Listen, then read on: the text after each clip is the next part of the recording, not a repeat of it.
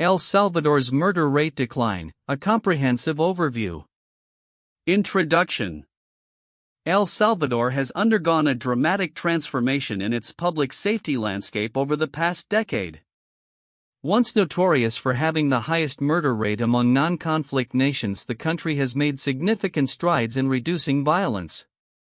As of the end of 2023, El Salvador's murder rate plummeted from an alarming 103 homicides per 100,000 inhabitants in 2015 to a mere 2.4 per 100,000, far below the global average of 7.8 per 100,000.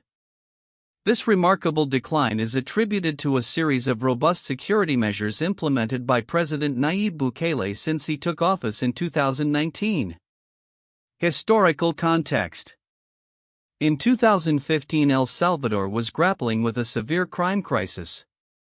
The country recorded an average of 18 murders a day, resulting in a staggering homicide rate of 103 per 100,000 people. This violence was largely driven by gang activity, with powerful groups like MS-13 and Barrio 18 exerting significant control over many areas. The situation prompted widespread fear among the populace, with many Salvadorans living in constant apprehension of becoming victims of crime.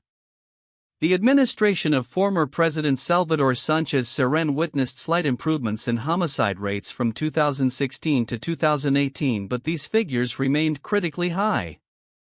In December 2019, Bukele assumed the presidency and initiated a comprehensive review of the country's security challenges. Implementation of security strategies. Upon taking office, President Bukele launched a multifaceted security strategy aimed at restoring peace and safety to the nation. The key components of this strategy included: 1. Territorial Control Plan. This plan focused on deploying security forces to areas most affected by gang violence. The government increased police and military presence in these regions, aiming to reclaim control and reduce crime rates. 2. Exception regime. In response to escalating violence, Bukele implemented extraordinary measures, including states of emergency that allowed for mass arrests of suspected gang members. This aggressive approach was controversial but was seen as necessary to combat the pervasive influence of gangs. 3. Community engagement. Alongside law enforcement measures, the government sought to engage communities in crime prevention initiatives. Programs aimed at educating youth and providing opportunities for employment were designed to deter gang recruitment. Results of the security strategy. The results of these initiatives were evident almost immediately.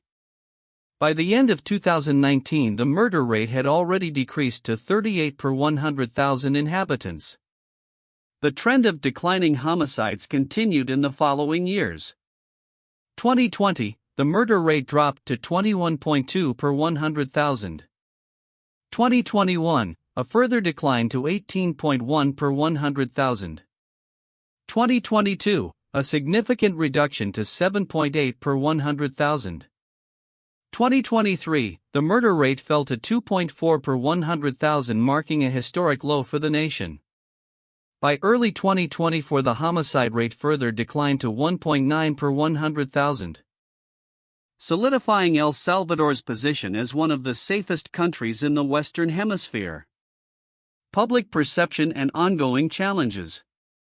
Despite the encouraging statistics, public sentiment regarding safety remains cautious.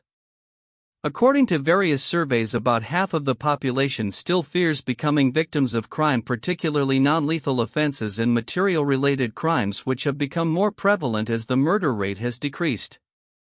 This lingering apprehension highlights the need for ongoing efforts to address not only violent crime but also other forms of criminal activity. Moreover, the country continues to face economic challenges, including high inflation and unemployment rates.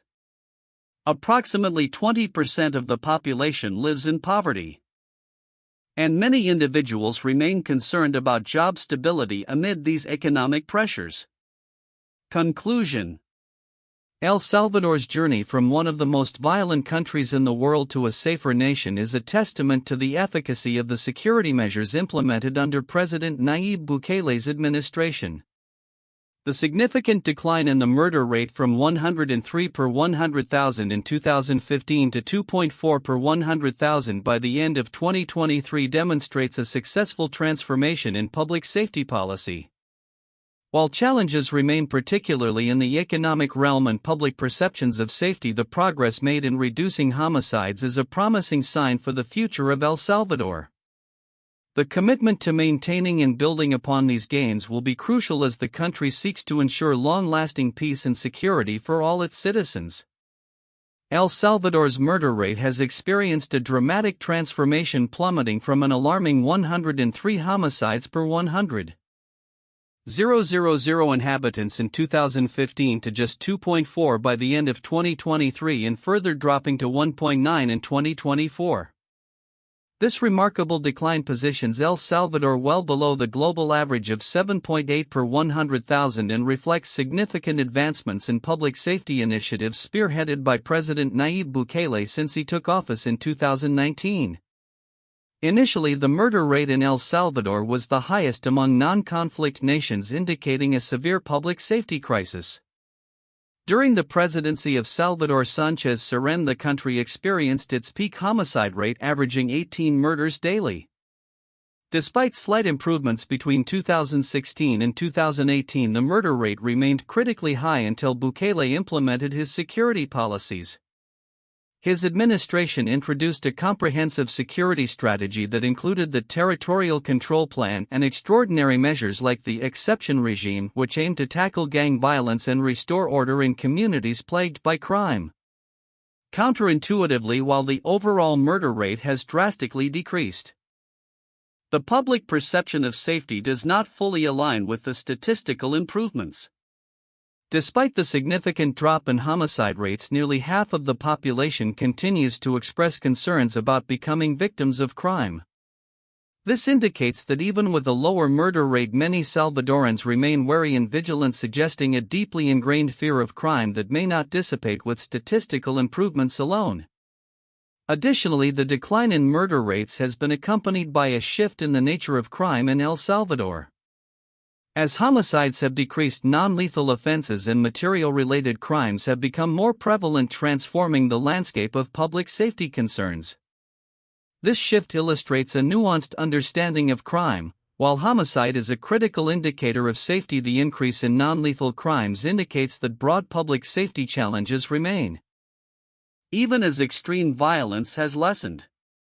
The economic context adds another layer of complexity to the situation. Despite the notable achievements in reducing homicide rates, El Salvador continues to grapple with socioeconomic challenges, including high inflation and unemployment. Approximately 20% of the population lives in poverty, and the unemployment rate remains a pressing issue, with many individuals struggling to find stable employment. These economic difficulties could contribute to ongoing criminal activity, albeit of a different nature than the violent crimes that previously dominated the headlines. Furthermore, while the government's security measures have been lauded for their effectiveness, they have also drawn criticism regarding civil liberties and human rights. The implementation of the exception regime has raised concerns about potential abuses of power and the treatment of those accused of gang affiliation, suggesting that the path to safety may come at a cost to personal freedoms and justice. In summary, El Salvador's dramatic drop in murder rates represents a significant achievement for President Bukele's administration and reflects effective public safety strategies. However, the persistence of public fear, the evolution of crime types, and ongoing economic challenges highlight the complexities of achieving lasting safety and security in the region. The situation underscores the need for continued vigilance and a multifaceted approach to public safety that addresses both violent crime and the underlying socioeconomic conditions that contribute to criminal behavior. The remarkable reduction in El Salvador's murder rate, from 103 per 100,000 in 2015 to just 2.4 by the end of 2023, highlights a significant transformation in public safety and governance in the country. While many may focus on the sharp numerical decline itself, several critical elements surrounding this change are often overlooked. Yet they hold substantial significance for understanding the broader implications of this phenomenon. 1. Context of violence and previous governance. Before the advent of President Nayib Bukele's administration, El Salvador was grappling with extreme violence largely attributed to gang-related activities. The murder rate peaked during the presidency of Salvador Sanchez Cerén, where an average of 18 homicides occurred daily, making it the most dangerous non-war nation. Understanding this historical context is crucial because it underscores the depth of the crisis facing the nation and the urgency for effective intervention. The transition from a governance model that struggled to manage crime to one that actively engages in crime reduction strategies illustrates a significant shift in political will. This backdrop is important as it emphasizes that the achievements of Bukele's administration were not merely numerical. They represented a shift in the national narrative from one of despair to one of hope and recovery. 2. Comprehensive security strategy. Bukele's administration implemented a multifaceted security strategy that combined traditional law enforcement with more controversial measures like the exception regime, which allowed for increased police powers and the detention of suspected gang members without trial. This approach, while effective in reducing crime, raises ethical questions regarding civil liberties and human rights. Observers may overlook the potential implications of such measures, especially in a country with a tumultuous history regarding state violence and human rights abuses. The significance of this strategy lies in its dual nature. It effectively decreased violent crime but also set a precedent for governance that might prioritize security over civil liberties. This tension between safety and rights is a critical discourse that needs to be acknowledged when discussing the transformation in El Salvador. 3. Public perception and psychological impact. Despite the significant drop in murder rates, public perception remains skeptical. Nearly half of the population still fears becoming a victim of crime. This lingering apprehension highlights a psychological aspect of safety that is often overlooked in discussions focused solely on statistics.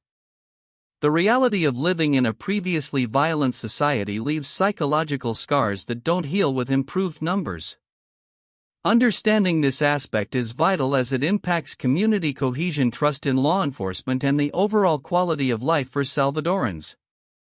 4. Socioeconomic challenges and crime dynamics. While the decline in murder rates is commendable, the report indicates that the nature of crime has shifted towards non-lethal offenses and material-related crimes. As the murder rate has decreased, issues like theft and economic-related crimes have become more prevalent. This evolution of crime signifies that while one aspect of public safety is improving, other underlying socioeconomic issues remain unresolved. The connection between poverty, unemployment, and crime cannot be ignored. Approximately 20% of the population lives in poverty and the unemployment rate is still high. A focus solely on violent crime reduction without addressing these socioeconomic factors may lead to a resurgence of violence in the future, as individuals facing economic hardship may resort to crime. This interconnectedness illustrates the need for holistic approaches to safety that encompass not only law enforcement but also economic development and social support systems. 5. Regional implications and international perception.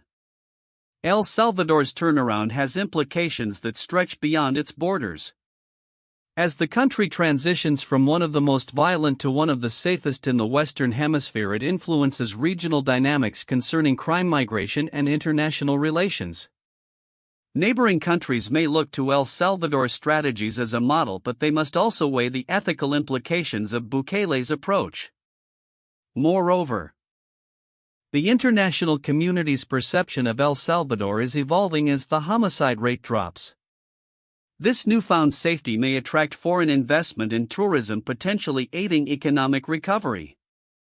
However, if the world focuses solely on the surface-level statistics without delving into the complexities of governance, human rights, and socioeconomic conditions, El Salvador could face challenges in maintaining this momentum.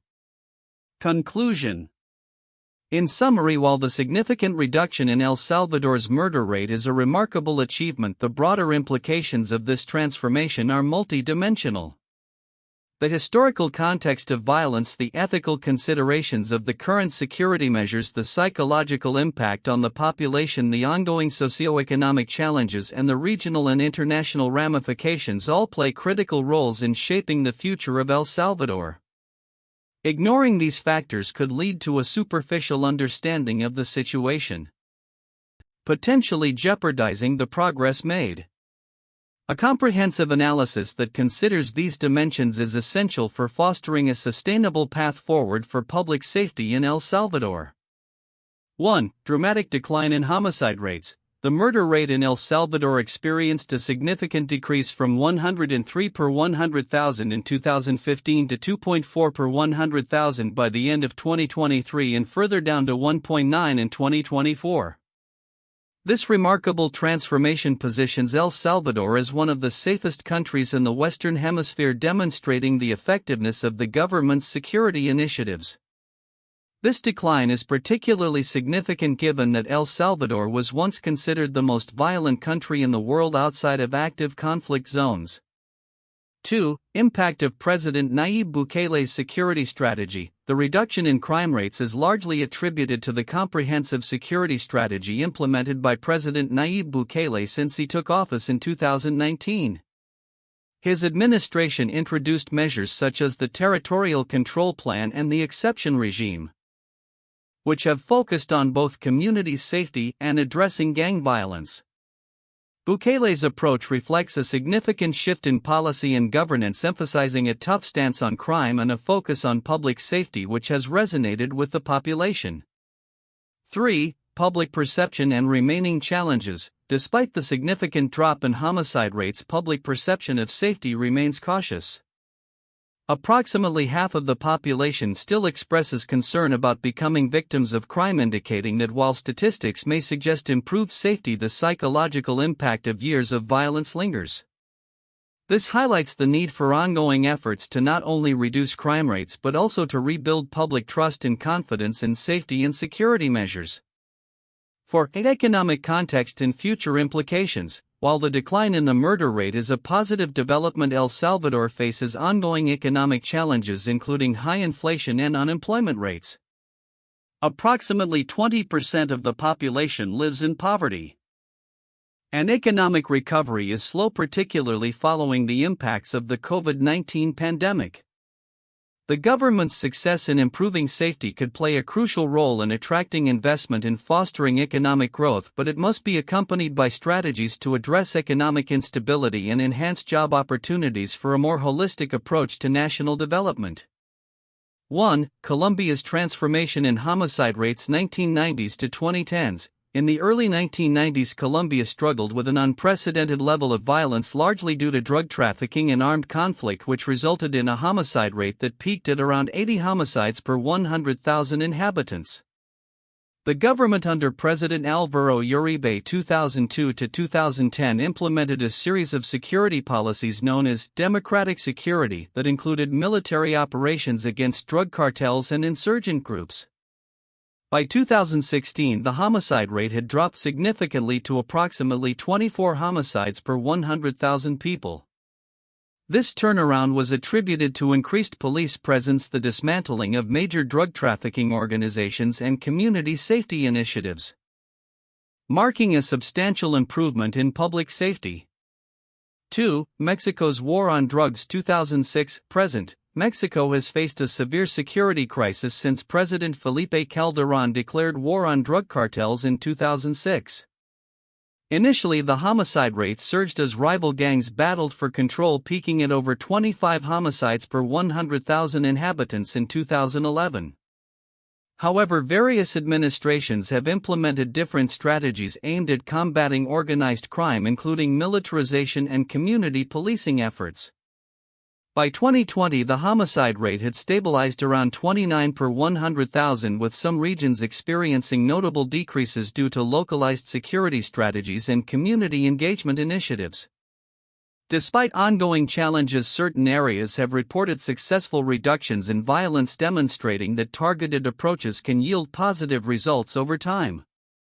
3. New York City's crime decline. 1990s to 2000s. In the early 1990s, New York City was plagued by high crime rates, including a murder rate that reached about 30 homicides per 100,000 residents by 1990.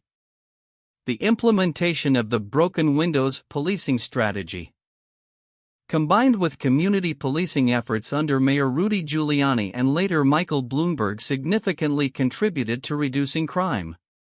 By 2019, the murder rate had fallen to around 3.4 per 100,000 inhabitants, showcasing a dramatic transformation.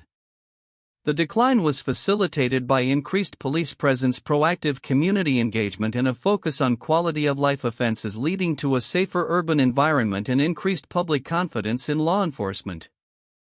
The dramatic decline in El Salvador's murder rate from 103 per 100,000 inhabitants in 2015 to just 1.9 by 2024 reflects a monumental shift in public safety and crime management in the country.